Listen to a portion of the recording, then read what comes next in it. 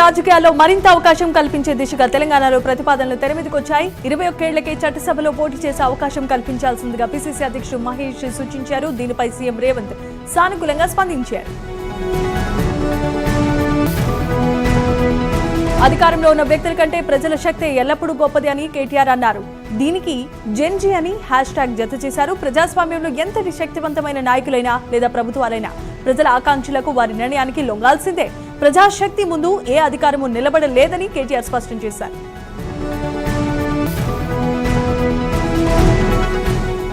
ఎంపీడీకే అరుణ Congress BRS పార్టీలపై తీవ్ర విమర్శలు గుప్పించారు. నీట్ పేపర్ లీక్ అంశాన్ని రాజకీయ ప్రయోజనాల కోసం ఉపయోగించి ప్రధాని మోదీ నాయకత్వాన్ని దెబ్బతీయాలని కొంతమంది ప్రయత్నం చేస్తున్నారన్నారు.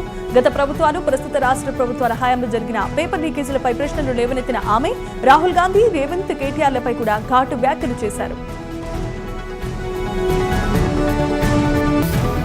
హైదరాబాద్ సనత్ నగర్ నియోజకవర్గంలో కమిషనర్ ఆర్వి కర్ణన్ పర్యటించారు. అమీర్పేటలో పలు కాలనీలు తిరిగి సర్ ప్రక్రియ పరిశీలించారు. ప్రజలతో మాట్లాడి వారికున్న సందేహాలను నివృత్తి చేశారు కమిషనర్.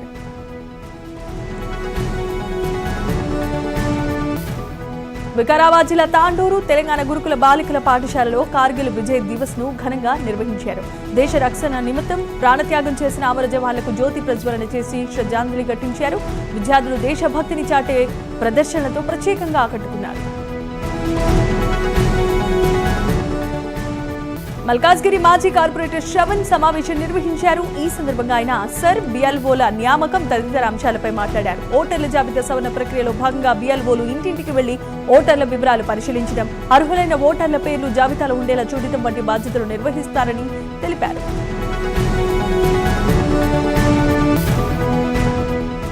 మంచిర్యాల జిల్లా మందమరి యాపల్ ఏరియాలో పోచమ్మ బోనాల వేడుకలు అత్యంత భక్తి శ్రద్ధలతో వైభవంగా జరిగాయి. ప్రతి సంవత్సరం సాంప్రదాయబద్ధంగా జరుపుకునే ఈ బోనాల పండుగను ఈసారి కూడా గ్రామ ప్రజలు అత్యంత ఉత్సాహంతో, ఆధ్యాత్మిక భావనతో నిర్వహించారు.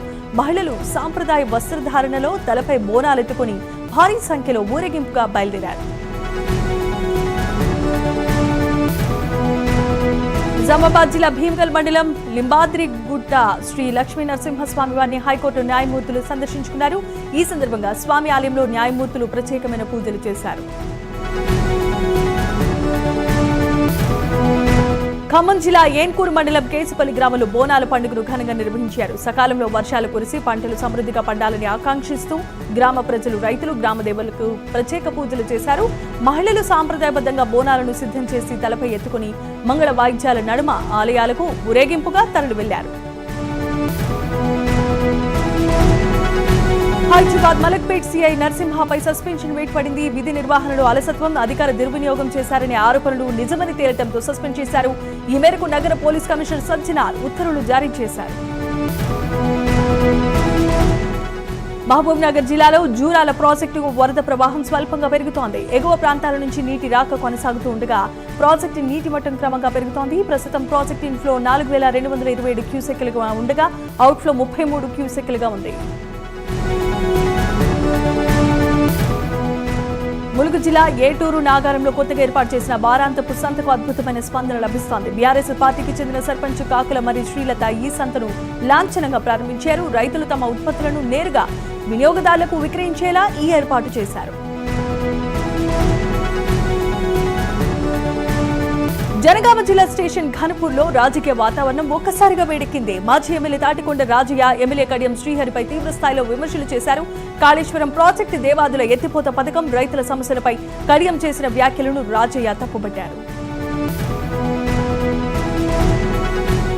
మహబూబాబాద్ జిల్లాలో ప్రభుత్వ ఆసుపత్రిలో ఈసీఐఎల్ సహకారంతో సిఎస్ఆర్ నిధులతో అత్యాధునిక ఐసీయూ అంబులెన్స్ ను అందుబాటులోనికి తీసుకొచ్చారు.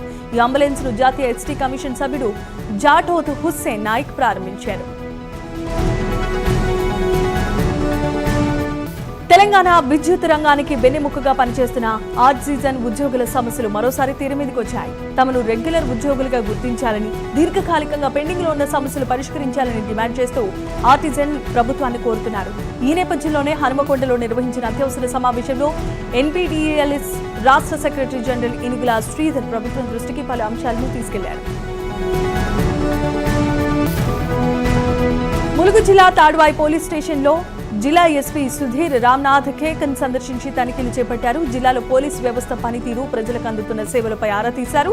ఈ సందర్భంగా నిష్పాక్షిక లేకుండా సేవలు అందించాల్సిందిగా ఆయన తెలిపారు. హైదరాబాద్ లో సంచలనం సృష్టించిన రిచ్ కిడ్స్ ట్రాప్ కేసులో బంజారాహిల్స్ పోలీసులు కీలక పురోగతిని సాధించారు. గత 3 నెలలుగా పరారీలో ఉన్న ప్రధాన నిందితుడు పవన్ అలియాస్ తరుణ్ ను మహబూబ్ నగర్ లో అదుపులోకి తీసుకున్నారు. సంగారెడ్డి జిల్లా బొంతపల్లి పారిశ్రామిక వార్డులో విషాద సంఘటన చోటు చేసుకుంది. జీఎస్పీ పరిశ్రమలో విధులు నిర్వహిస్తున్న కార్మికుడు రాజు ప్రసాద్ ఆకస్మికంగా కుప్పకూలి మృతి చెందారు. మృతదేహాన్ని కుటుంబ సభ్యులకు అప్పగించిన తర్వాత పరిశ్రమ యాజమాన్యం పట్టించుకోకుండా వెళ్లిపోయిందంటూ కుటుంబ సభ్యులు ఆవేదన వ్యక్తం చేశారు. హైదరాబాద్ కూకట్పల్లిలో రోడ్డు ప్రమాదం జరిగింది. క్రికెట్ ఆడుకునేందుకు 3 యువకులు బైక్ పై వెళ్తూ ఉంటే లారీ ఢీకొట్టింది. ఈ ప్రమాదంలో 2 అక్కడికక్కడే చనిపోగా మరొకరికి గాయాలయ్యాయి. వారిని ఆసుపత్రికి తరలించారు. మెదక్ జిల్లా గంగాపూర్ గ్రామ శివార్లలో చిరుతపులి మృతి కలకలం రేపుతోంది. అటవీ ప్రాంతంలో రోడ్డు దాటుతున్న చిరుతపులిని గుర్తు తెలియని వాహనం ఢీకొట్టడంతో అక్కడికక్కడే మృతి చెందింది. సంఘటనా స్థలానికి చేరుకున్న ఫారెస్ట్ అధికారులు దర్యాప్తు చేపట్టారు.